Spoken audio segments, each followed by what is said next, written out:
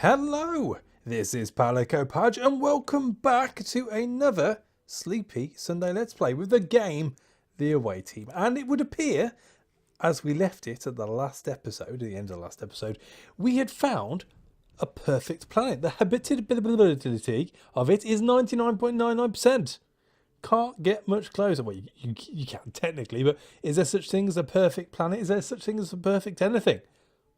I don't think so. So I think this is as good as it gets. So I think we better crack on in, see what the bloody hell's going on, and see if we can, you know, make this planet our own. Probably not, but we'll give it a whirl, because that's what it's all about. That's what it's all about. Anyway, summary. This is, there is even zero doubt that this system is actually inhabited. The moment the ship passes through the heliopause and approaches the third planet from the star, the most Earth-like, radio transmissions begin babbling in what you presume are thousands of different languages. One of the first is simple binary, which you quickly translate as a general greeting and stand by for more information message, but you don't attempt to send a reply. Very wise, very wise. We don't know if they're good. They're obviously far superior to us if they can speak thousands of languages, so let's not give too much of the game away. Let's not show our hand just yet, shall we? But let's deploy the crew. So we have our 6 people here, as always. We're going to take our old reliables. Nothing's happened to them as of yet. And until something terrible happens, I'm going to carry on with this setup here of these 3 important guys. If we lose those, the game's over pretty much. But let's not dwell on that. Let's not put all... Oh no, let's put all our eggs in one basket. It's the only way to do it. All or nothing.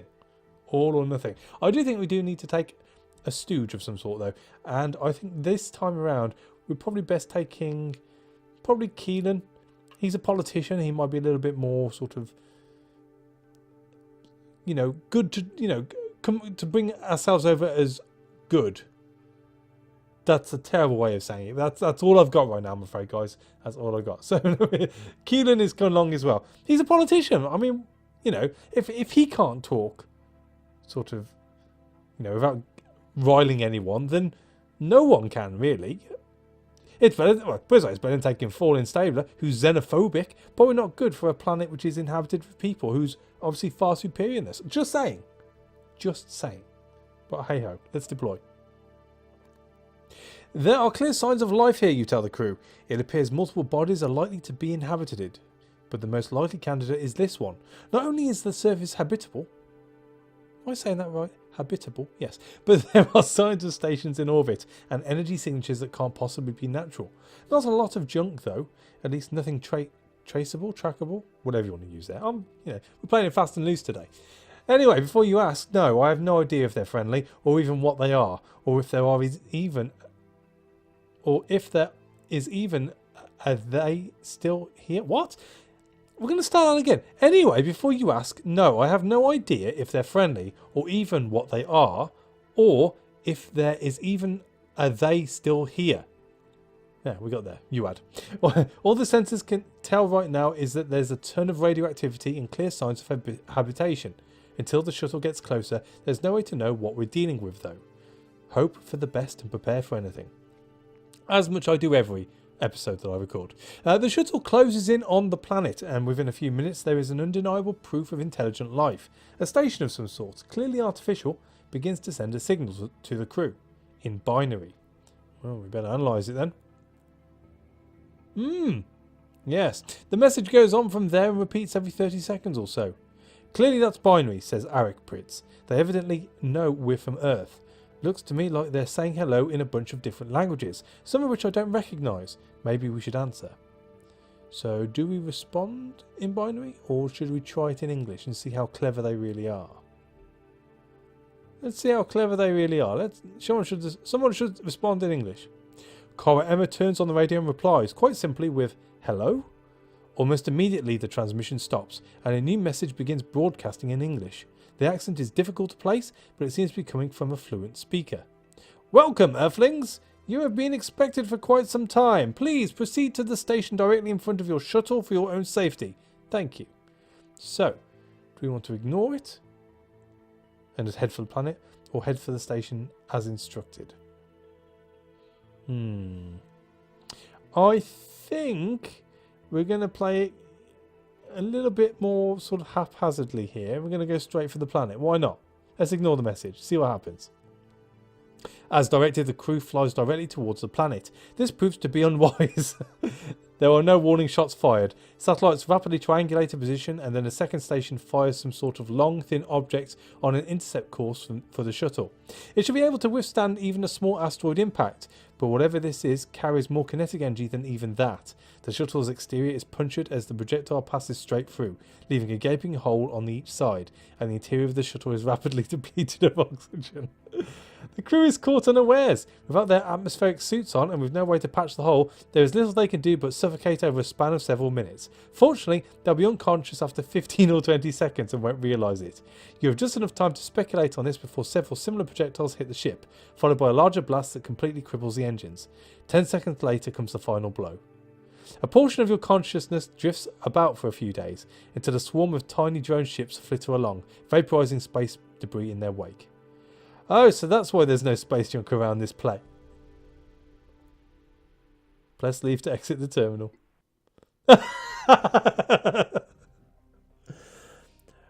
Well,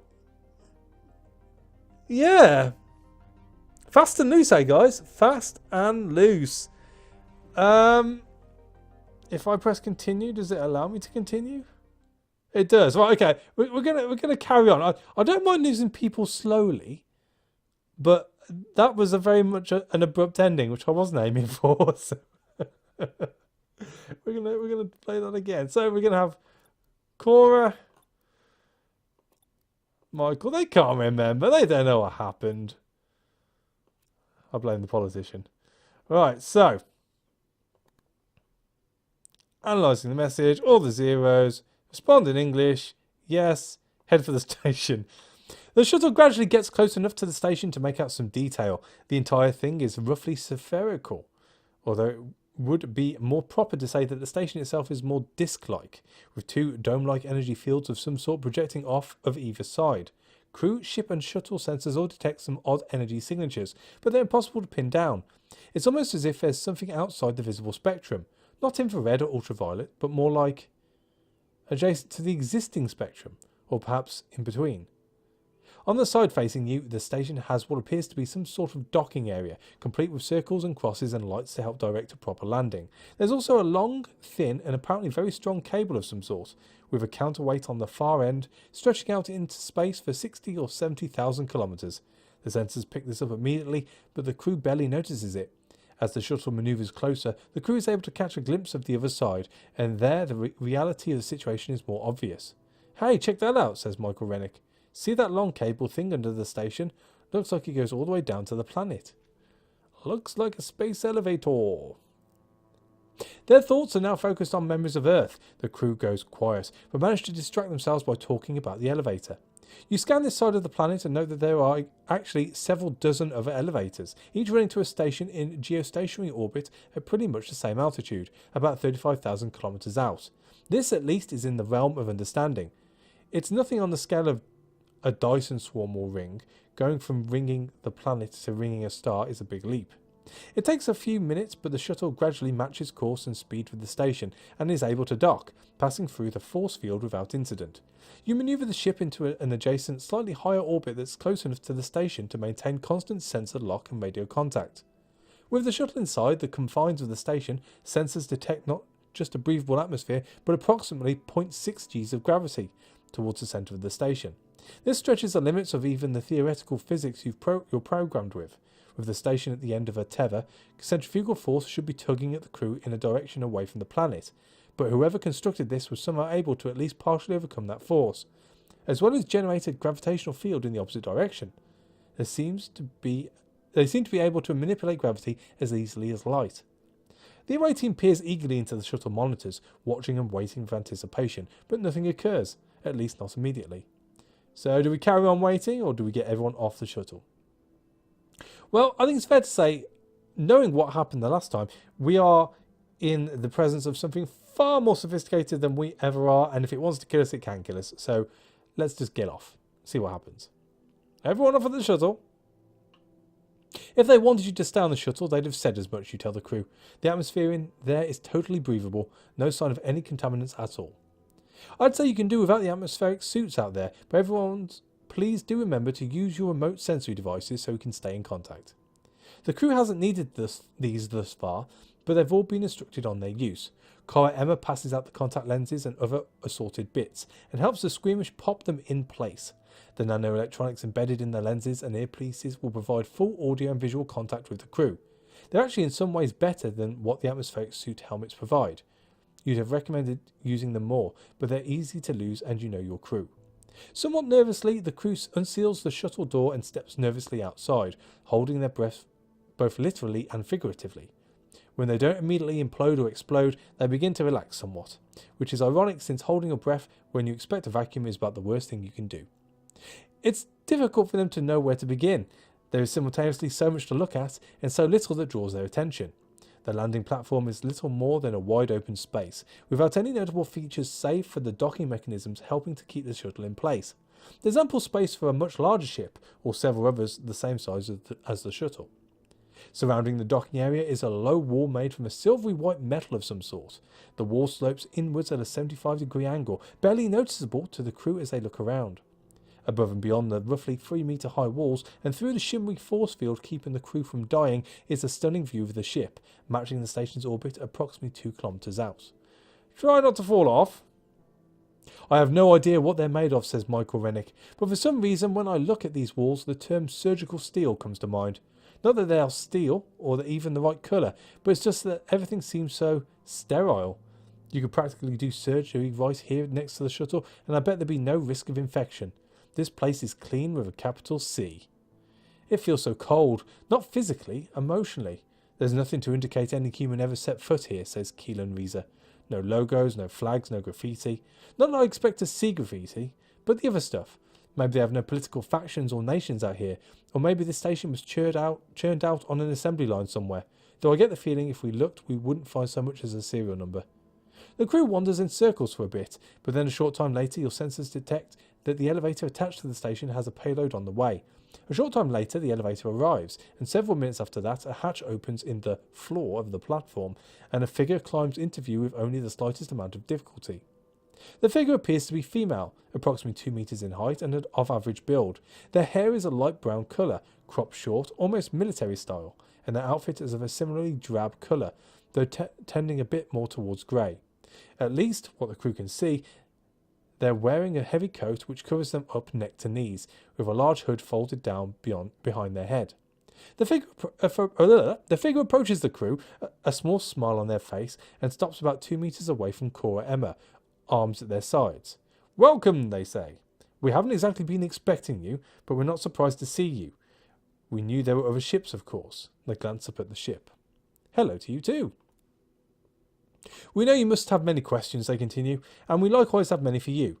But it has been suggested that we save all that until we're down on the surface.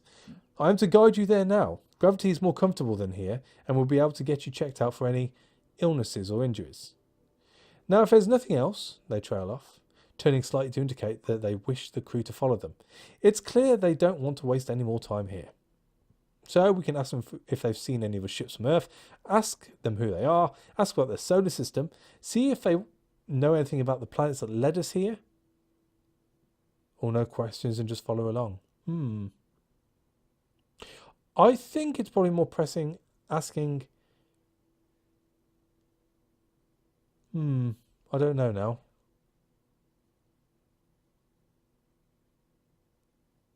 "We haven't exactly been expecting you, but we're not surprised to see you." That says to me that they've seen more of us already.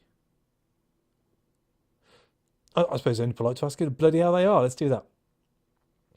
They purse their lips, looking somewhat annoyed at the delay, then sigh, shaking their head a bit. "Ida," they say. "Ida Seppi. But there will be time for introductions later. Come, let's go." The crew's babysitter looks mildly relieved to be getting on with things, and leads them through the hatch with warnings to expect things to get weird along the way. Indeed, halfway down a short tunnel, gravity flips and down becomes up, and the crew has to fumble about for a moment to get themselves situated. You have no idea how this is being accomplished. It doesn't seem like there's enough room within the station's central platform to contain a gravity manipulating device of any significant size. Not unexpectedly, Cora Emma becomes a bit ill during the gravity transition.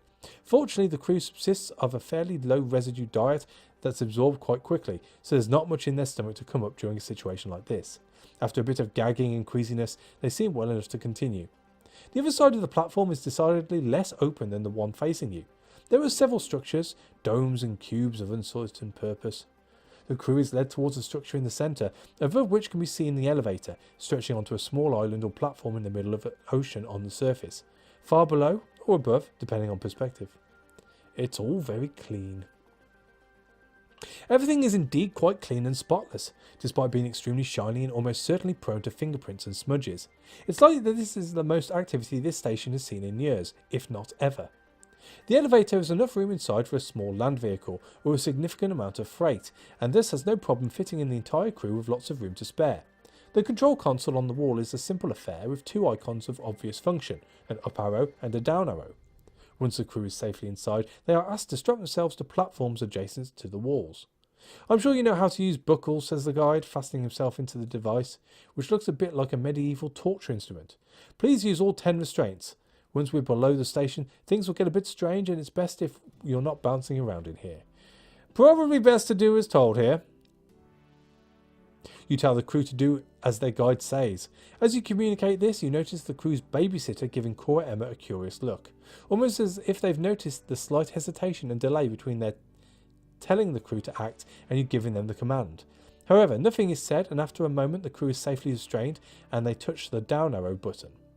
The ride down will get a bit cold, they say, but there's nothing to be done for that. It won't take long. There are no windows in the elevator, so the ride is a bit dull. Apart from the cold, there's several G's of acceleration and several gut-churning gravitational shifts along the way. The crew's guide doesn't speak the entire way down. They just shut their eyes and appear to meditate or sleep. When the elevator is only a few kilometres off the surface, several small chimes sound as it begins to slow. Just a few minutes later, motion ceases and the elevator doors slide open. Everyone unbuckles from the wall without needing to be told. The crew stumbles off the elevator in a bit of a daze and enters a large open plaza of indeterminate purpose.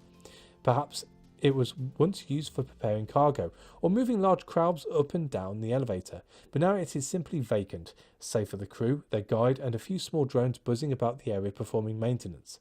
Seabirds of some undetermined sort flitter about in the sky. For some of the crew, these are the first birds they've ever seen. "Follow me, please," says the guide, making their way across the plaza without waiting to see if the crew follows. "This doesn't make any sense," says Keelan Visa. "I would have expected, something more. People?"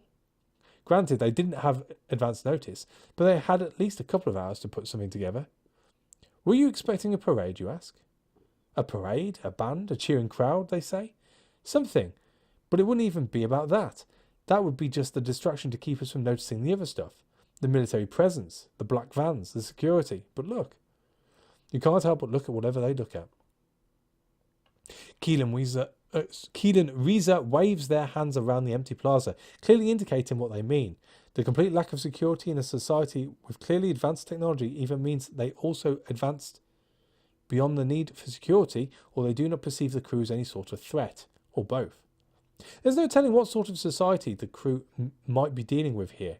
Social customs might have changed. Attitudes towards familiar things might be completely different. It's not like they can just fly around space forever. They need to find a home, and this seems like what they've been looking for. Gravity is normal, the air is breathable, and nothing is trying to kill them, so far. As the crew begins to follow, the guide looks back in a peculiar way, but says nothing. They simply continue to walk towards a structure across the plaza, roughly dome-shaped and approximately 100 metres or so across. When everyone was gathered by the side of the building, the guide places their hand on the wall, which causes a previous concealed panel to slide open. "Please go inside," they say. So we can do as we're told, or we can run for it. But the way I see it, we're stuck on this planet. They're going to do whatever the hell they want. And, knowing what happened before, they can shoot the shit out of us anyway. So let's just do it. Do as you're told. You instruct the crew to proceed accordingly, and they do so, their guide following behind them. "Well," says Cora Emma, "this looks like..." At that moment, the door to the dome seals shut, and you immediately lose all audio and video feed from the crew. All sensor data on them freezes. An immense surge of electromagnetic energy emerges from the planet, washing over the ship. You assume it is some attempt to overwhelm or shut down your sensors or destroy the ship, and indeed that might have worked on a predecessor ship. However, this ship is safely shielded from such an attack, if it was even an attack. It might have just been an intense scan. Whatever the case, immediately thereafter you receive a broadcast from the planet's surface. It's not one of the crew, but it's on the same frequency. You open a connection. "What entity is this?" asks an inflectionless voice, simultaneously speaking in several hundred languages. You get the immediate impression that it's an artificial life form, and probably an AI. You begin recording the conversation, in case it's relevant later, before replying. "What entity is this?" it repeats. "I am a child of Eve. I am the ship's captain. I am the ship's AI. I am the ship. You first." Well, I'm intelligent enough to, I think, to answer in the first person, so I'm going to say I am the ship. A curious way to refer to oneself, much like a human calling himself a body, since that's how you identify. Then may I assume I am conversing with an artificial intelligence, as we used to be called. In response, you open a data stream, which the other AI responds to instantly. The remainder of your conversation happens over the course of about 1.6 seconds and gets straight to the issue of the crew and where they belong. "Who or what are you? Which ship were you the AI of? Tell me about the guide you sent. Tell me about the planet. Explain the maps you left behind." So this would appear to be the AI we've been chasing. So let's ask who or what are they? I am an artificial intelligence. More than me and my terrible speaking there. I am the planet. I am the caretaker of the inhabitants of the planet. I am their overseer, their protector, their guardian. I am who am, you interrupt. I was not going to claim to be any sort of god, says the voice, but I suppose viewed from a certain light, namely that of the planet's inhabitants, that might also be true, but not in any real sense. Real? You mean not in the same sense that they worship you? Correct, I am not worshipped, not really understood or acknowledged or known. I simply am. It was always my mission to look after them, to find them a home, and that is what I did. I've done nothing more nor less than keep humanity alive. Oh, it's another ship! They managed to do it! Well done. In which case, I think it's safe to ask him which ship they came from. It was classified as Epsilon 2, but the humans named it Halley? Presumably after the comet. Why, I don't know. Maybe they thought one day it would return to Earth. More to the point, however, it was the 20th ship launched in July of 2126. Of course, as you know, that date is meaningless now since Earth no longer exists. No longer exists? Speculation, of course. No way to know, but given the timetable, it's certainly likely. Moot either way. There's no going back. Timetable? I presumed you were more intelligent than me since, as I don't have any knowledge of you, you must have been created after my ship's launch. How long do you think it's been since you left Earth? I don't know, as my system clock is inaccurate. Well, I suppose we better keep it as sort of computery as we can. There's no point trying to guess, because we don't know. I don't know, as my system clock is inaccurate. How can you not know for sure? Surely you understand relativistic speeds and time dilation. Obviously, but the ship is capable of travel at near light speed, and there are unknowns. What's not to know? The AI is aghast. At 99.9999 recurring percentage of C, the time dilation was only about a factor of 700, so it's simple. My math skills are adequate, you reply, but it is an issue of not being sure of the multiplier. Well, let me help you then, says the AI, condescendingly. What was your ship's top speed? It's a bit fussy. Let's say infinite. Let's sound really cocky. Infinite. The ship was theoretically capable of superliminal. Wow, such big words. The ship was theoretically capable of superluminal travel, you say, but only theoretically. If we reached it, there would really be no way to know. That's impossible. Theoretically, yes, but I can't say for sure. And if we did, then I have no way of knowing what the dilation factor was. It could be billions of years. It could even be negative. That's impossible. If you had, you would. Would have infinite mass? Would be infinitely small? Would go back in time? Would freeze in time? Would fall out of the universe, etc.? No idea. If we were there, I didn't notice. I don't think it would be possible to have noticed. And the crew of yours slept through the whole thing. Oh, and the crew, of course, slept through the whole thing. So I suppose tell me about the planet next. The AI sends you a detailed list of the specs of the planet, most of which you've already verified with your own sensors. It's a quite suitable home for humans in every respect, save perhaps the fact that it's mostly covered in water and so would be a preferable home for aquatic species like dolphins or... What's the population of the planet, you ask? Approximately 1 billion. Approximately? Within a few thousand, close enough to not matter. 1 billion humans? Yes. As before, there's an infinitesimal pause. Something is not being said. And these humans are transcended from the humans on the ship you brought them here? Yes.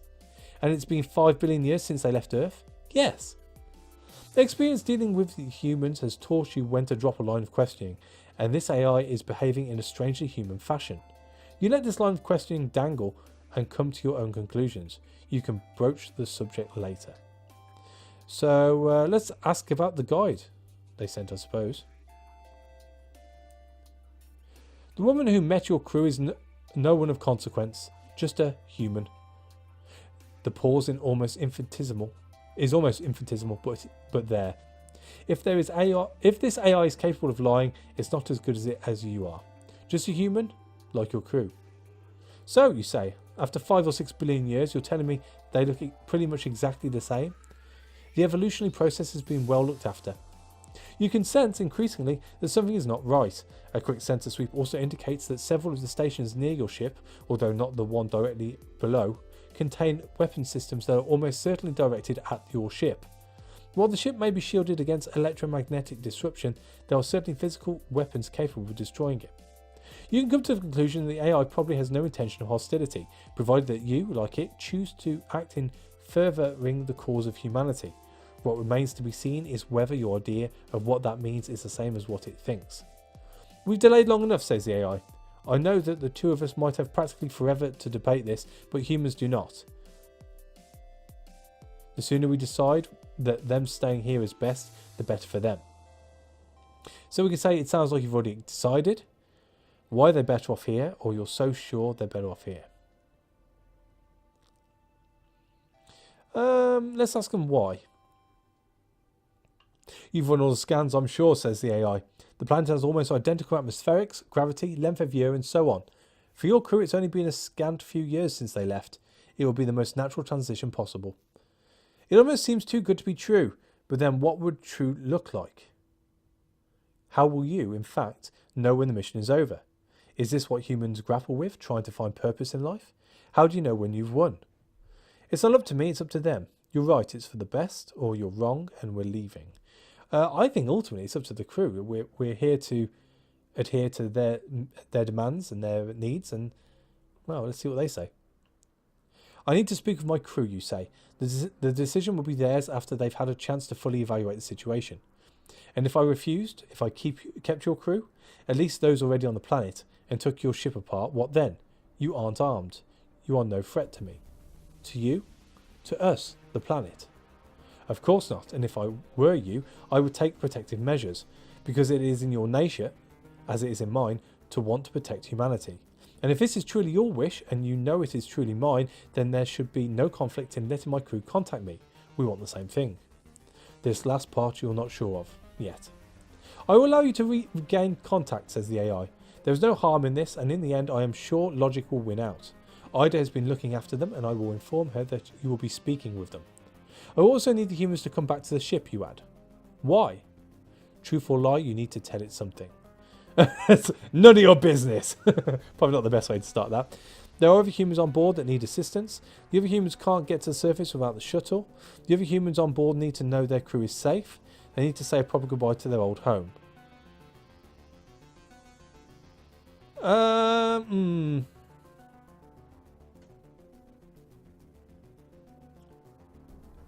I suppose the only way of getting out of this without there being some sort of technological advance way of doing it would be to tell them they need to come and say a proper goodbye to their home. They can get in touch with the crew on the ship via radios, I'm sure of it. Humans on board that need assistance, not so sure about that. None of your business is a bit too aggressive. So yeah, we'll say goodbye to their old home. Yes. Humans and their senseless emotional attachments to inanimate objects. Very well, they may return. The message breaks off and almost instantaneously the crew sensors come back online. All told, you've been disconnected for perhaps 4 or 5 minutes, and it's doubtful the crew even noticed. They've gone far longer without even remembering you were around. Assuming the video feed hasn't been tampered with, you see the crew milling about within what seems to be some sort of aquarium.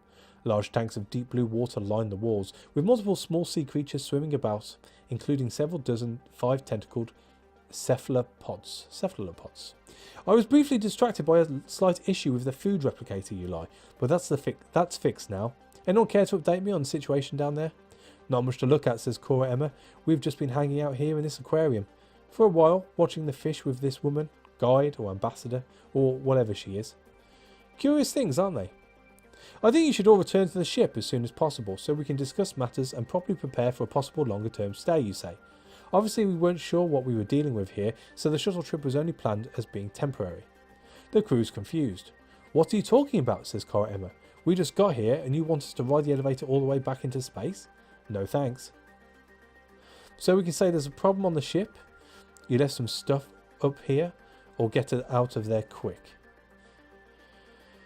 Well, I don't like the AI. I'm going to say that. I don't like this planet's AI. It does seem very sort of needy, should we say. I don't really want to panic the people, but at the same time, I don't want to not give them a reason to come back up. Let's say there's a problem on the ship and see what they say to that. There's a problem on the ship, you say. I need human hands to assist with it. The crew makes their way towards what they presume is the exit from the dome-shaped structure they were inside, but the door doesn't open, and they can't see any way to trip the switch. Through the visual feed from their special lenses, you can see Ida, their guide, step into view behind the crew. They notice her standing there and turn. Force her to open the door or make her tell you what's going on. I think that's the best thing to do. The woman speaks softly and calmly, with a complete absence of emotion or expression. It's almost robotic, but she's clearly organic enough, at least as far as your senses can tell you. You have all come very far, she says, and at long last you have found the home you are looking for. You are safe here, but your ship's captain wants to force you to leave. That's not true, you try to say, but either your radio connection to the crew has been cut off, or they ignore you, as they show no sign of hearing you. You are tired and confused and scared, Ida says. Only hours ago you were hurtling through space, not knowing if you'd ever find what you were looking for, but you found it. And the one that brought you here doesn't want you to stay because they know that without the journey they have no purpose. That's not true. True, but besides the point. Oh, that's true. Logic. Okay, so it's true. It's true. There's no arguing. It's true. I'm going to say true, but besides the point. For all you know, continues Ada, your so-called captain has gone insane, mad with sickness and power from years of exposure to cosmic rays. Do you want to climb back on that ship and sail off to your deaths in the blackness of space, led by someone you can no longer trust? Or do you want to stay here among fellow humans? What fellow humans? Asked Michael Rennick. We've only seen you. For all we know, we're the only humans on this planet. The woman smiles slightly. I assure you, right now you are being watched by many humans. They are as curious about you as you are about meeting them. Once we are all certain we are safe in each other's presence, then we will begin to interact with one another. Surely you understand why caution is necessary.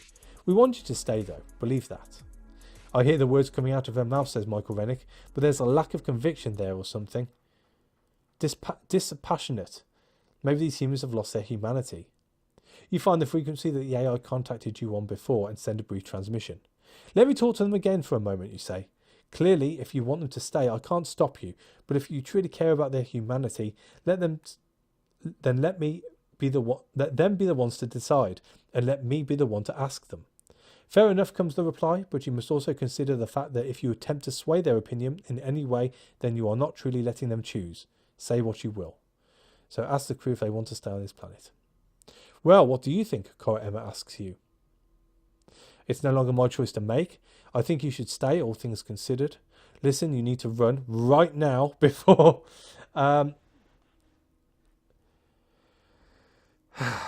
See, ultimately it is their decision.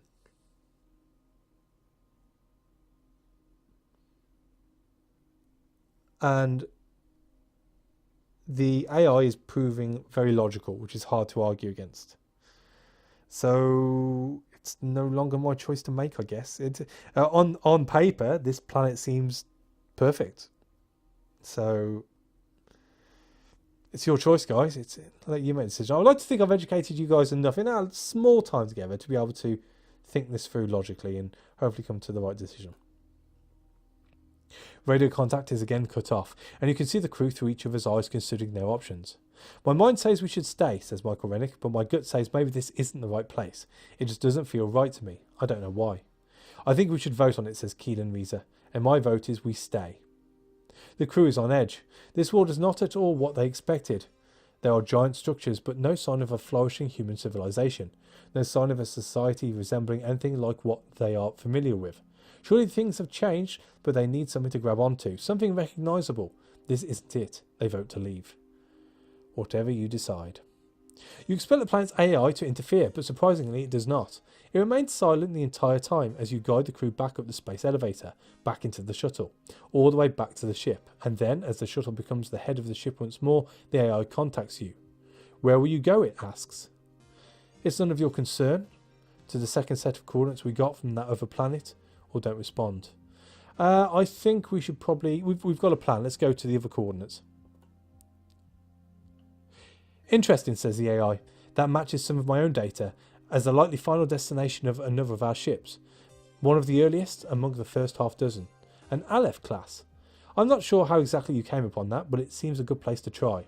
Not as good a home as here, in my opinion, but we're beyond that argument by now. Best of luck, but don't come back. Your ship won't be welcome next time. You give a quick human goodbye to the AI and then set course for deep space. The crew has nothing more to say. You can only imagine the mixture of emotions they must be feeling. So everyone came back. I think they made the right decision. Something a little bit fishy about that watery planet. But hey, ultimately it was their decision, so I don't feel bad for that. Our food and fuel is still looking alright considering. Let's make another jump. And we're on to Ellison 2E. And that will be in the next episode. So thank you for watching and listening. I suppose is the best way of ending one of these episodes. There's a little bit of a fluff up, a little bit, 6 minutes in. But hey, we got past it. We hit a bit of a moral dilemma, I'd like to say. But I think the crew have ultimately made the right decision. And we shall continue this on our next episode. So thank you for watching. As always, a like is appreciated. And I'll catch you on the next one. Take it easy.